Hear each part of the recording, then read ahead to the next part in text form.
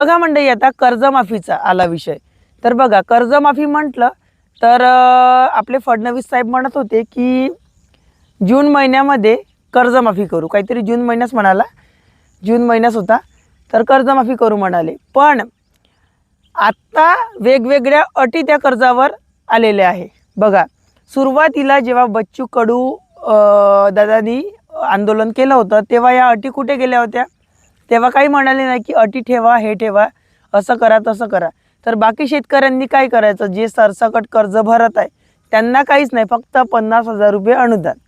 असं का? त्यांनी गुन्हा केला का? सरसकट म्हणजे सगळ्यांनाच.